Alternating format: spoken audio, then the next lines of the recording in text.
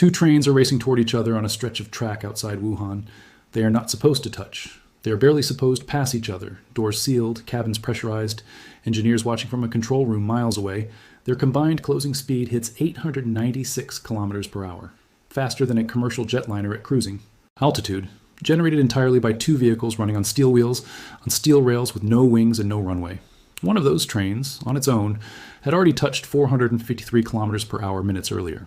That number matters, because it is faster than any wheel. On-rail train has ever gone in revenue track testing anywhere in the history of railways.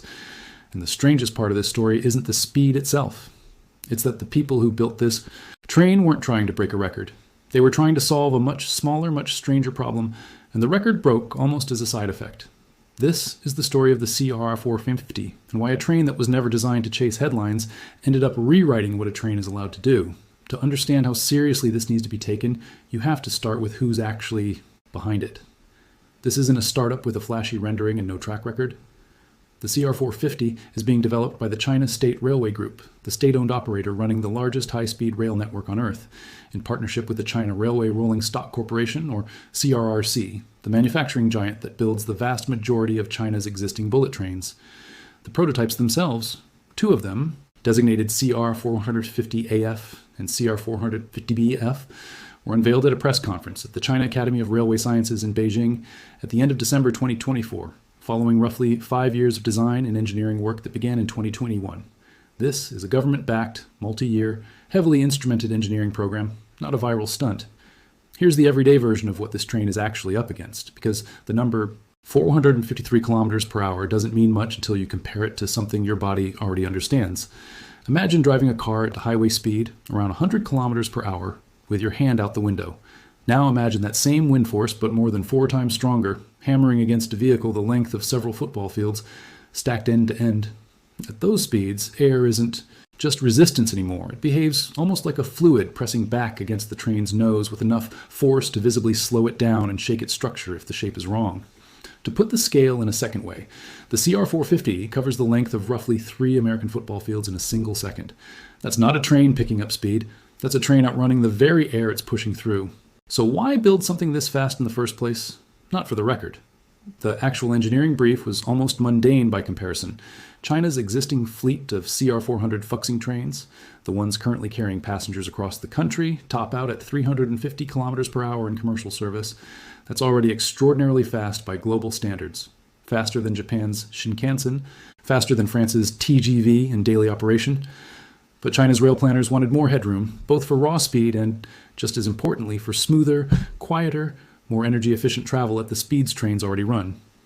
The CR450 project set out to push the operational ceiling to 400 kilometers per hour in regular service, a 50 kilometer per hour jump on a network that already moves billions of passenger trips a year.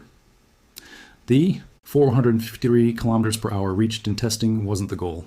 It was the safety margin engineers built in above that operational target to prove the system could handle more than what passengers would ever actually experience day to day. Now here's the part that connects everything else in this story. None of that extra speed was free. Every kilometer per hour above 350 comes at a steep physical cost, because aerodynamic drag doesn't increase in a straight line as speed goes up. It increases with the square of velocity. Push a train's speed up by 15%, and the air resistance fighting against it doesn't rise by 15%. It rises by something closer to 30%. At 450 kilometers per hour, engineers were fighting a wall of resisting air that grows dramatically faster than the speed itself, which meant the entire train had to be rethought from the outside in, not just given a more powerful motor. That rethink starts with the nose. On the existing CR400 trains, the streamlined front section measures about 12.5 meters long. On the CR450, that nose was stretched to 15 meters, a change that looks modest on paper, but reshapes how air peels away from the train's leading edge at extreme speed, reducing the turbulent drag that builds up behind a blunter shape. Engineers also enclosed the bogies, the wheel assemblies underneath each car, behind smooth panels, and added lower skirting along the train's flanks, closing off the gaps and mechanical clutter that used to catch air and create resistance. The overall design philosophy borrowed openly from high-performance automotive engineering, treating the entire train less like a string of connected boxes and more like one continuous sculpted form. The train's height was trimmed by about 20 centimeters. Its total weight came down by roughly 50 tons across the full train set, achieved through new lightweight composite materials and aluminum alloys in the car bodies. Combined, these changes cut aerodynamic drag by 22% compared to the previous generation. That single number, a 22% cut in drag, deserves a second comparison because on its own it can slide past you without registering. Picture cycling into a headwind so strong it takes real effort just to hold your speed steady. Now imagine someone reshapes the wind itself so more than a fifth of that resistance simply disappears, while you're pedaling exactly as hard as before. That's roughly the scale of what CRRC's engineers accomplished. Not by making the train stronger, but by making the air fight it less. Reducing drag solved one problem. It didn't solve the harder one, which was getting all that extra speed under control again just as quickly, on tracks shared with passenger stations, curves, and other trains running at different speeds. Now this is where the recap is worth pausing for, because a lot has piled up fast. Real institutions, a real 5-year engineering program, a nose reshaped for airflow, tons of weight stripped from the frame, and drag cut by nearly a quarter. All of that got the CR450 up to speed. The next part of the story is about stopping it, and it turns out that's where the real engineering achievement was hiding the whole time. At 400 kilometers per hour, a train carries dramatically more kinetic energy than the same train at 350. Again, because that energy scales with the square velocity, not in a straight line. In practical terms, that means a faster train needs disproportionately more margins of a slower one, or it needs an entirely smarter way of shedding that energy. China, Railway Rolling Stock Corporation's engineers set themselves a specific, almost stubborn target. The CR450, braking from 400 kilometers per hour, had to stop within the same 6,500 meter emergency braking distance that the older CR400 trains use when braking from 350. Not a longer distance to accommodate the higher speed. The exact same distance, despite carrying meaningfully more energy to dissipate. They hit that target using what China State Railway Group has described as high-performance braking technology paired with permanent magnet traction motors, a combination that allows the braking system to convert far more of the train's kinetic energy into controlled electrical resistance, rather than relying purely on mechanical friction, the way older systems do. The company also reported breakthroughs in what it called lightweight car body construction and drag reduction, working in tandem with the braking system, treating the entire train as one integrated energy problem rather than a collection of separately optimized parts. When officials at China State Railway Group announced the results, they gave a set of numbers that read almost like a checklist for a system built to disappear into ordinary use rather than announce itself. At 400 kilometers per hour, energy consumption stays below 22 kilowatt hours per kilometer. Interior cabin noise holds around 68 decibels, roughly the volume of an ordinary conversation, and structural fatigue on the load-bearing frame stays within margins comparable to the older CR400 running at its slower top speed. In other words, from inside a CR450 carriage, moving at nearly 400 kilometers per hour is engineered to feel almost exactly like riding the current generation of trains at 350. That last detail is worth sitting with for a moment because it's the opposite of what you'd instinctively expect from a speed record headline. The goal here was never to make the ride feel more dramatic. It was to make an objectively more extreme physical event, more speed, more kinetic energy, more aerodynamic force, feel completely unremarkable to the person sitting in seat 14C with a cup of tea balanced on the tray table. Acceleration tells a similar story, just compressed into a much shorter window of time. The CR450 goes from a standstill to 350 kilometers per hour in 4 minutes and 40 seconds. That's over 100 seconds faster than the current CR400 trains take to reach the exact same speed, the same benchmark speed, reached nearly 2 minutes sooner. On a rail network where trains share track with dozens of other services running tight schedules through some of the busiest stations on Earth, that kind of acceleration margin isn't just a party trick. It changes how quickly a train can merge back into normal traffic patterns after a stop, which has ripple effects across an entire timetable, running thousands of departures a day. None of these numbers exist in a vacuum, either. They've been stress tested against a scale of real-world validation that few transportation projects anywhere attempt. Before the CR450 can carry a single paying passenger, Chinese rail authorities require it to log 600,000 kilometers of operational testing. That's not a lab benchmark. It's the equivalent of driving the full circumference of the Earth roughly 15 times over on actual track, under actual operating conditions, logging how the train behaves through curves, tunnels, temperature swings, and years of accumulated mechanical wear, compressed into an intensive testing window. Some of that testing happened on a closed evaluation loop, the Beijing Railway Test Ring, built specifically for pushing rolling stock pass UT crucially. Much of it also happened on lines the public already rides, the Shanghai-Chongqing-Chengdu corridor, and the Chongqing-Xiamen line, meaning the CR450's headline-grabbing trial runs, including the 453 kilometers per hour top speed and the 896 kilometers per hour passing record, were captured on infrastructure that ordinary commuters use every week, not on some isolated proving ground built purely for spectacle. That October 2025 passing test is worth returning to directly, because it's the moment this story crossed from impressive engineering into something that briefly stopped being about railways at all and started sounding like aviation. The China Academy of Railway Sciences confirmed that 2 CR450 prototypes, moving toward each other on adjacent tracks through the yet-to-open Wuhan-Yichang section of the Chengdu-Shanghai high-speed line, recorded a combined passing speed of 896 kilometers per hour. That figure broke the previous passing speed record, set by an earlier CR450 test in 2023, by 5 kilometers per hour. A small margin, numerically, but confirmation that the platform's performance has been consistent and repeatable across multiple testing campaigns, rather than a single lucky run. For a brief moment, on paper, the relative velocity between two objects each running on ordinary steel wheels touched territory usually reserved for turboprop aircraft. It's worth being precise here about what that number does and doesn't mean, because passing speed and single train speed measure two different things, and headlines have a habit of blurring them together. The 896 kilometers per hour figure is a relative measurement, the combined closing speed of two trains moving toward each other from opposite directions, not the speed either train achieves individually.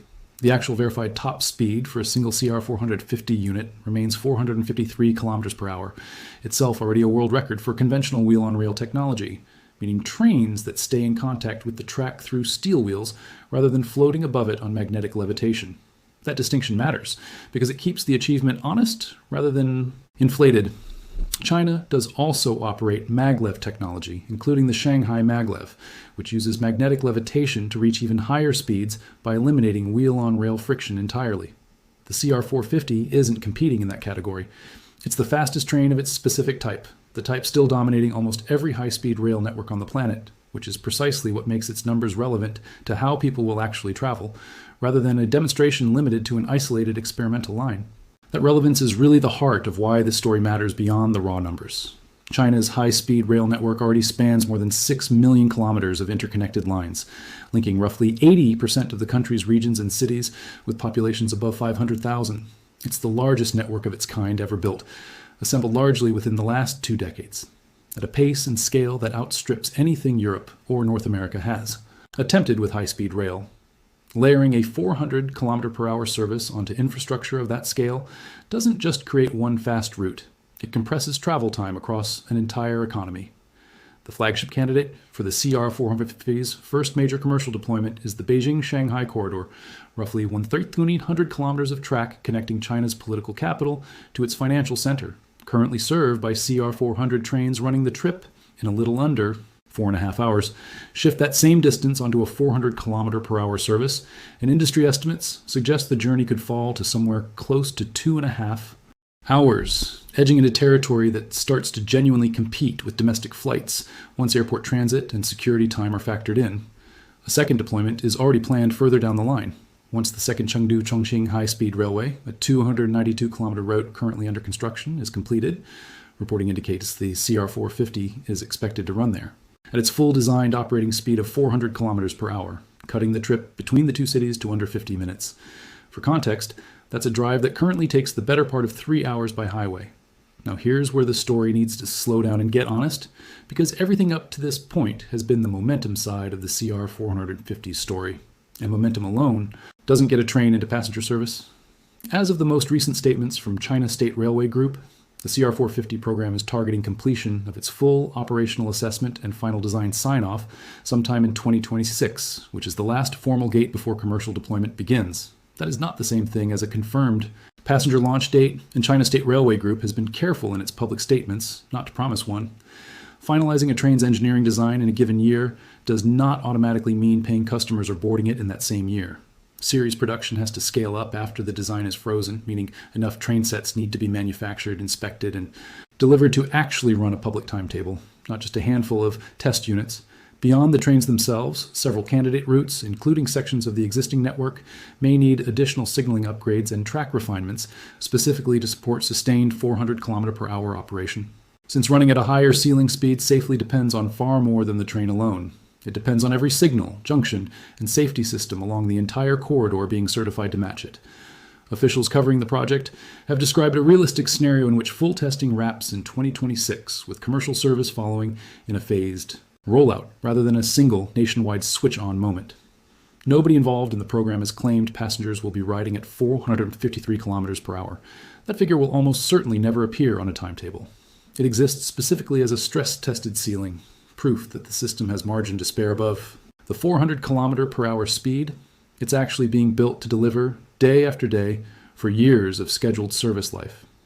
There's also a broader engineering question worth acknowledging honestly, rather than glossing over for the sake of a cleaner story.